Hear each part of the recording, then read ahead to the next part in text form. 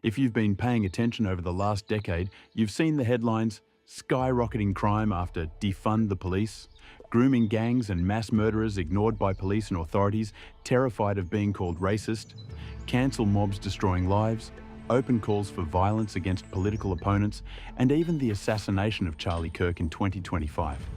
You've watched as racist hatred toward white men and Jews has surged, while people from other groups get a free pass no matter what horrific things they do. This isn't hyperbole, this is reality. And today, using evidence from one of the most thorough analyses written on the subject, we're going to walk through exactly why wokeism is not just misguided, it is actively dangerous. We'll cover 9 specific ways it threatens society, democracy, and human lives. Hello, and welcome back to the channel Truth and Democracy, where we cut through the noise and speak uncomfortable truths. Today, we answer the important question, is wokeism dangerous? Stick with me. This video is going to be long, detailed, and eye-opening. If you believe in truth over ideology, hit that like button right now. We are also very thankful if you want to support us by subscribing to our Substack channel, linked in the description. Let's dive in. Before we get to the dangers, let's have a look at what wokeism actually is. Wokeism is a totalitarian cult and mass hysteria. It's the perfect storm of racist, sexist, and totalitarian ideas mixed with humanity's darkest psychological tendencies. It divides the world into oppressors and oppressed based on race, gender, and sexuality, and then hates on the ones that they have appointed oppressors: whites, heterosexuals, Westerners, and men. It hates Western quote-unquote capitalist societies, and it hates white European people under the banner of decolonization. It hates men under the banner of smashing the patriarchy, and is deeply skeptical of science, facts, and logic, just as postmodernists and postcolonialists have told them to be. As a deeply anti-democratic movement, wokeism operates through domination techniques, cancel culture, linguistic manipulation, people's courts, and other forms of intimidation. The movement is built on Marxism, critical theories, postmodernism, and intersectionality, which together boils down to a Marxist, totalitarian, and historicist worldview that justifies almost anything in the name of quote-unquote emancipation from or crushing of the so-called oppressors, that is white, heterosexual, Western men. Moreover, the more extreme wokies believe that the ends justify basically any means and thus have no problem hurting or even killing their opponents. For a complete analysis of wokeism, its roots, its fundamental ideas, and its modus operandi, check out our book, We See You, with the subtitle Hippo-Racists and Chauvinist Feminists in the Rise and Fall of Wokeism, linked in the description. But now that we at least have a rough idea of what wokeism is, let's get to the 9 main reasons it is dangerous. These are: 1. Treating ethnic groups differently can be dangerous. 2. Helping Islamists can be extremely dangerous. 3. Glorifying criminals can be very dangerous. 4. Advocating violence against ideological opponents can be dangerous. 5. Cults can be dangerous. 6.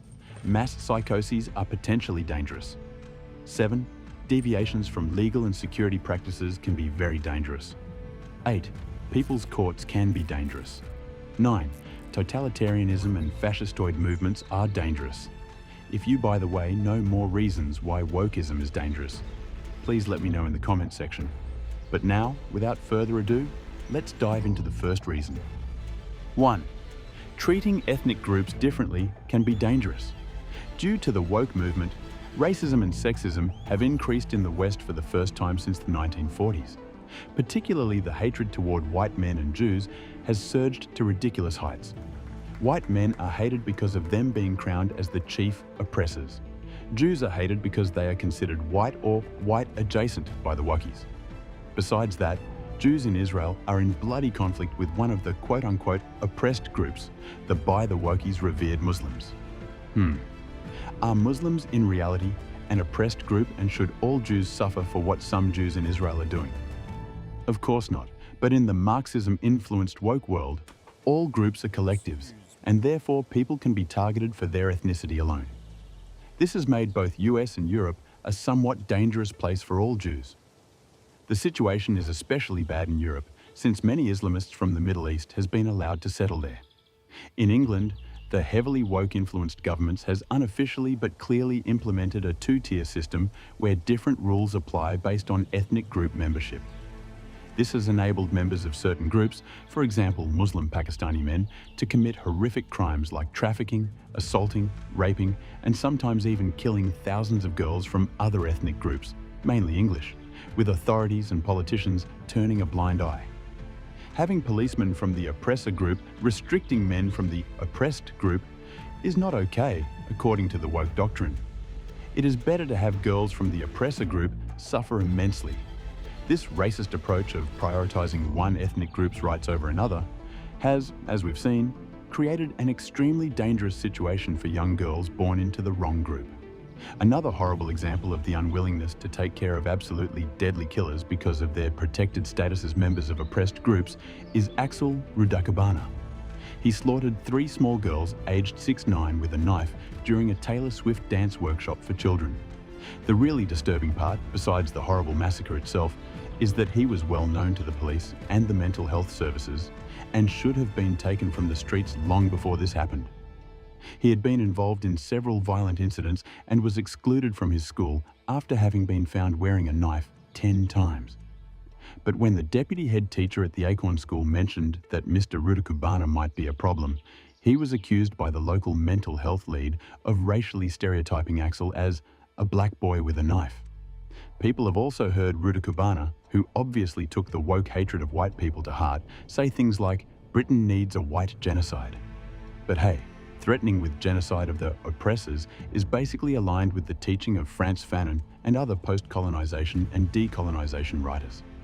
Some genocide stuff might, according to the Marxism-influenced woke theory, even be necessary in order for the oppressed classes or groups or races to reach emancipation. Dealing with potential killers in the oppressed class is not okay though. They are obviously worth so much more than us evil whites. A similar evil scenario was played out in Manchester as an Islamist terrorist, Salman Abedi, detonated a homemade bomb at an Ariana Grande concert at Manchester Arena. The bomb killed 22 people and injuring circa 250 people. Some victims were as young as 8 years old. A security guard noticed the attacker acting suspiciously with a large rucksack in a crowd of children, but failed to intervene because he was afraid to be accused of racism. The protected status of so-called oppressed groups has sunk so deep into people's minds that they are rather willing to have mass massacres than restricting killers that has been blessed by the holy intersectional hierarchy. Horrible. One might wonder whether Swedish authorities, in a similar way to the English ones, have chosen to treat men from certain groups more leniently when they commit crimes. It is otherwise hard to explain why honor violence hasn't been addressed sooner and harsher, despite countless women and girls, even small children, having been threatened, assaulted, forcibly married, raped, and murdered year after year in modern Sweden. Could this also explain why men from certain demographics have been largely undisturbed while building criminal empires that now seriously threaten the Swedish society's foundations? And perhaps it's for the same reason that nothing has been done about the growing antisemitism being so prevalent in certain Swedish neighborhoods that Jews cannot safely visit them. The US isn't faring well under the woke era either. Just as Nazis considered non-Aryans closer to animals than humans in the 1930s, today's racists depict white people as inferior Neanderthals, or so-called Caucasoids, or bleach demons. It's as if they believe the Nazis merely misjudged which races ranked highest and lowest, but otherwise had a perfectly valid framework. What's next? Approving their methods too? Why is this form of racism tolerated? Dehumanization like this precedes genocide, something many now fear, and some argue is already happening, in South Africa. There, politician Julius Malema has chanted, "Kill the Boer," in other words, white South Africans, while making machine gun sounds before cheering crowds. He has also declared, "Never be scared to kill," and a revolutionary must become a cold killing machine motivated by pure hate. At least until recently, he has faced very little consequences because of his behavior. Yeah. As you can clearly see, treating groups differently does not create equality. It creates racism, victimizes innocent people, and is profoundly dangerous. Next reason why wokeism is dangerous. 2. Helping Islamists can be extremely dangerous. Words like imperialism, colonialism, exoticization, otherness, marginalization, racialization, and Islamophobia. In other words, the vocabulary created by wokisters to channel their hatred against the West fit Islamists like a glove. It has enabled them, as a quote-unquote marginalized and thus protected group, to infiltrate societal institutions and sometimes attain high positions. Criticism against representatives of Islamism has been drowned in accusations of racism or Islamophobia from woke activists and their predecessors. Many Islamists, according to researchers, employ so-called taqiyya, a legal principle in Islam that, under moderate interpretations, permits Muslims to conceal or deny their faith to avoid persecution, but which Islamists use to hide their true agenda. They thus happily play along with woke attempts to portray Islamists as anti-imperialists and anti-colonialists, despite being, in truth, 100% imperialists and colonialists at heart. It is, of course, utterly hypocritical that woke activists, who claim to oppose racism, sexism, homophobia, patriarchy, imperialism, and colonialism, collaborate with the group that embraces all these things more fervently than any other. How on earth is this colossal hypocrisy possible? The only reason I can find is their shared overarching sentiment: hatred for the West, hatred for Christianity, and hatred for European societies, despite the fact that racism, sexism, homophobia, patriarchy, imperialism, and colonialism is probably more disliked here than anywhere else. This makes perfect sense for Islamists. One might think that this would not make sense for wokesters though. But then you would have missed the fact that wokesters, in true Marxist fashion, believe that there has to be some kind of revolution, and in their own vocabulary, crushing of the oppressors, that is white, heterosexual, European men and Western society. Are all wokesters aware that their movement's leaders are hypocritically forging alliances with Islamists in order to overthrow the Western societies? Perhaps not. Some may genuinely believe Islamists are an oppressed group, and that their hatred of the West stems solely from their ancestors having lived in regions once ruled by European powers. It is very ignorant. But hey, ignorance is one of the main reasons that wokeism can prevail at all. Regardless, they have chosen an extremely dangerous bedfellow. Make no mistake, there are Islamists working 24/7 to take over our Western societies and remake them into ISIS-style caliphates. Since at least the 9th century and onwards, and probably forever, there will be Islamists tirelessly working to subdue and oppress us all. Aiding these people could end in absolute disaster for everyone. Well, except for those who wish to live under an ISIS caliphate. And if you doubt that a complete society can be toppled by Islamists with help of Marxism-influenced groups, look at Iran in 1979, when Islamists overthrew the government with socialist support. The result was an oppressive, totalitarian theocratic dictatorship, and the country's socialists were mass executed. Moving on to the next point. 3. Glorifying criminals is extremely dangerous. Earlier we talked about how mass murderers in England and criminal networks in Sweden have been given free rein. Certain groups' protected status was suggested as a probable reason for this development.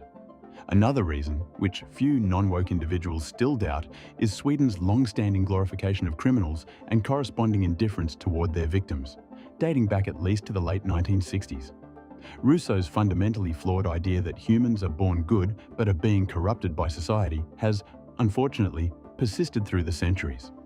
Karl Marx and later Marxist theorists emphasized how material conditions and class injustices shape people's scope for action. Crime could therefore be understood as a product of economic oppression and inequality. During the 1970s, critical criminology emerged, heavily influenced by Marxism. Within critical criminology, criminal behavior is often portrayed as a consequence of structural inequalities rather than individual choices. The focus shifts from individual to societal responsibility. It is against this backdrop that one must view pop cultural expressions like Tage Danielsson's film Release the Prisoners, It's Spring from 1975 and Nationalteaterns musically brilliant but morally dubious Children of Our Time from 1978. The Swedish original titles are Släpp fångarna loss, det är vår, and born of vår tid. During the politically extreme 1960s and 70s, Marxism gained significant traction in Sweden, shifting focus from protecting citizens to showering murderers, rapists, and others criminals with attention and love, wholly in line with the message propagated in Release the Prisoners, It's Spring. The entire film plays like a tragicomic blueprint of how criminals despise and mock Swedish establishment, which repeatedly lets itself be duped. One must ask, how can adults fail to see the utter madness of this dangerous hashpipe logic? I mean, the actual implication of the film's catchy tune, if taken to its conclusion, amounts to "Release the murderers, it's spring," perhaps followed by "We want more people to die." Or what? Releasing hardened murderers and rapists among innocent, unprotected people is absolutely life-threatening, as we've experienced it time and again over recent decades. The tragic Ruta Cabana episode shows that the situation is not much better in England. And in US, we have the awful stabbing of Irina Zarutska, sorry if I mispronounced it, by DeCarlos Brown Jr., a homeless man with a prior criminal record involving first-degree murder and additional charges that could carry the death penalty. None of these men should walk among people. They are simply too dangerous. But hey, release the prisoners. It's spring, right? A sad thread seems to run from the 1970s hash-clouded theories to today's authorities' clumsy, repeatedly failed attempts to persuade career criminals who kill, assault, and rape without blinking to abandon their vile, yet in Swedish society often lucrative behaviour by offering them juice and cookies and handing out absurdly lenient sentences in absurdly pleasant prisons. The tragic Release the Prisoners farce continues, and the price is paid in murders, assaults, rapes, and lives lived in fear. If someone persistently chooses to harm others, that person should not live among other people. It's simply too dangerous. I oppose the death penalty, not only because I dislike the idea of the state taking lives, but also because the risk of executing innocent people is too great and too irreversible. However, I am 100% in favour of locking up dangerous individuals for life, either in prisons or in mental hospitals, so that they cannot harm or kill innocent people. That should go without saying. At the same time, I'm somewhat baffled that crime debates frame the issue as taking tough measures against criminals, as if it's about being tough or kind to offenders. The focus is misplaced, and the logic is backward. The debate should, of course, centre on protecting innocent children, mothers, and fathers. Instead, it habitually adopts a perpetrator-centric perspective. The real question is whether we should be tough or lenient toward the country's citizens, those who uphold society, rather than the bullies and egoists who drag society down and make other people's lives hell. Our justice system, backed by many politicians, has chosen not merely to be tough on the country's citizens. It has chosen to be iron-fisted against people who are threatened, assaulted, and raped, and against the families of murder victims, and against those forced to live alongside the lethally dangerous criminal clans. When you prioritize perpetrators over victims and ideology over evidence, society becomes a playground for predators, and that is extremely dangerous.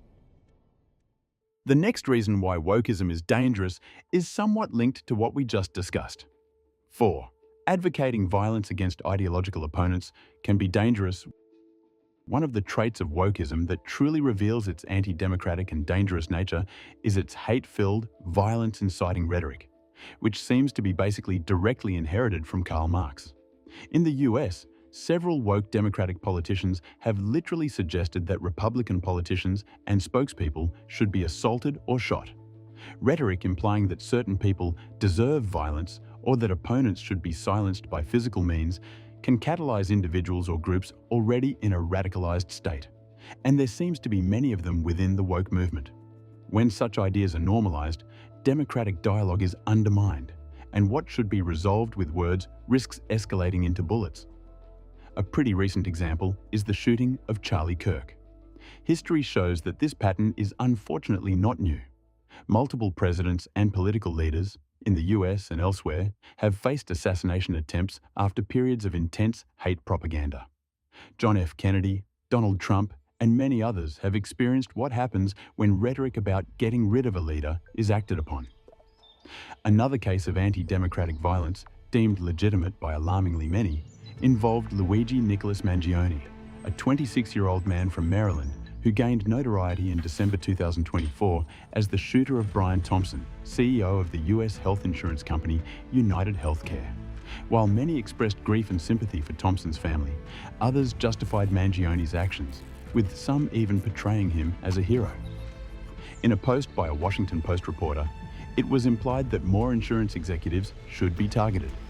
Without being particularly informed, I believe I can relate to Mangione's frustration with the US health insurance industry. And perhaps the only thing Kirk and I had in common was that he, like me, had seen through many of the lies peddled by woke activists. Politically, we were probably far apart. But that doesn't matter. It doesn't excuse murdering ideological opponents. The more people accept this behavior, the further we stray from democracy and the closer we come to civil war. No Western nation is bad enough to justify war. Wars can claim millions of lives and weaken countries so severely that external forces, with their own agendas, gain influence or even take over. And then, internal debate, and indeed democracy, may be silenced forever. Unfortunately, I'm not surprised by woke activists' glee over brutal, lethal violence. After all, they are members of a cult built on Marxist hate rhetoric. Marx basically demanded bloodshed from his followers if they were ever to experience emancipation. But more on this under the next point about how dangerous wokeism can be. 5. Cults can be dangerous. The most horrifying example of dangerous cults may be the so-called People's Temple cult, which ended with over 900 members, including children, committing suicide or being murdered on leader Jim Jones's orders. Another appalling case is Shoko Asahara's Doomsday Cult, which released sarin gas in Tokyo's subway, killing 13 innocent bystanders. The group was also behind murders and kidnappings before and after the attack. In Sweden, assaults and murders occurred within the Swedish Knutby cult. Okay, you might say, cults can obviously be dangerous, but is wokeism really a cult? The answer is definitely yes. On Wikipedia, the term cult is described as follows. Cults are social groups which have unusual and often extreme religious, spiritual, or philosophical beliefs and rituals. Extreme devotion to a particular person, object, or goal is another characteristic often ascribed to cults. Link in the description. Descriptions of negative, pathological, evil cults also typically include terms like authoritarian, narcissism, brainwashing, mind control, and obedience. To enforce obedience, pathological cults often use threats and fear as weapons to keep members in check. Another common tactic to increase control over cult members is isolating them from friends and family, ensuring the cult leaders avoid having their doctrines questioned by outsiders. Wokeism basically have all of these traits: authoritarian control, narcissism, brainwashing through repetition and fear of cancellation, very loaded language, doctrine over person, and dispensing of existence, like, for example, dissenters are fascists who don't deserve a voice. Members are encouraged to isolate themselves from non-believers, even their family members. Mantras like words of violence or diversity is our strength are repeated, and many have a clearly distorted perception of reality. For example, believing that every human interaction is a display of oppression and submission, etc., etc. For a full explanation on why wokeism is a cult, check out our book, We See You, Hippo-Racists and Chauvinist Feminists in the Rise and Fall of Wokeism, linked in the description. Often related to cults is the phenomena of mass psychosis, which also happens to be the next point in our argumentation. 6. Mass psychoses are potentially dangerous. Historically, mass psychoses have proved to be extremely dangerous, with the examples of the witch trials in 17th century Europe, Robespierre's reign of terror following the French Revolution, the 20th century's communist and fascist movements, and the pedophilia hysteria of the 1990s acting as stark warnings. Wokeism fits every classic definition of mass hysteria or mass psychosis. It, for example, shares the following traits, typical for mass psychoses, with the horrific examples above. 1. New ideas that overturn the established order. In the examples above, this could be new ideas of government or new ways of interrogating children about witchery or pedophilia. In wokeism, you have new theory of intersectionality and new strange ideas about racism and sexism originating from the critical theories. 2. a perception of facing decisive historical events, like during the French and Russian Revolution. Similarly, the wokies strive for liberation or emancipation of the oppressed and often talk about a right and a wrong side of history. 3. A perception that society and social interaction are under threat. During all the historical examples above, there was great fear for dangerous foes, whether they were wishers, devil-worshipping pedophiles, or contra-revolutionaries. In wokeism, the threat comes for the dangerous oppressors, especially when someone like Trump, a capitalist and outspoken anti-wokist, wins elections. It can feel like the woke revolution was under direct attack. 4. Moral panic, a perception that something is so horrific and/or immoral that it must be stopped at any cost. Historically, it was witches, pedophiles, and contra-revolutionaries. Now it is the horrific and immoral oppression by whites, men, heterosexuals, Europeans, etc. The tradition of mass psychosis being dangerous is well represented within wokeism, with riots that destroyed neighborhoods and killed people, protests during the height of COVID that possibly became super-spreader events, and a willingness to ignore facts in favor of narrative, often making innocent people suffer. Mass psychoses always end with real harm, social, mental, and physical. Wokeism is no exception. Lives have been ruined, businesses destroyed, and people have died. A particular reason that makes mass psychosis like wokeism dangerous is covered under the next point. 7. Deviations from legal and security practices can be very dangerous. One of the main reasons mass psychoses are dangerous is that it often leads to demands for quick changes in legal and security practices in order to solve what is perceived as an unattainable situation. During the aforementioned witch trials in 17th century Europe, children was in an unprecedented way given the status of fully trustworthy witnesses in order to get hold of the witches. And during Robespierre's reign of terror, suspension of constitutional government and normal legal safeguards, as well as deliberately vague and sweeping legislation, were introduced in order to deal with perceived dangerous reactionist and counter-revolutionaries. In both cases, loads and loads of totally innocent people were publicly shamed and executed.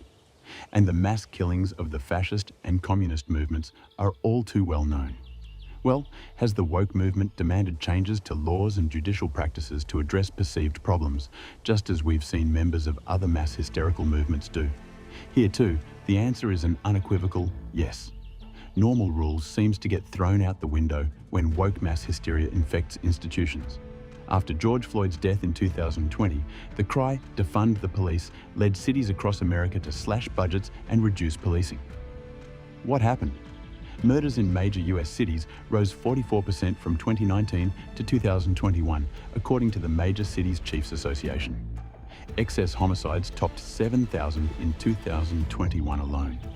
Portland, New York, Oakland. Violent crime exploded. Only when policing rebounded did murders drop again, down 39% by 2024.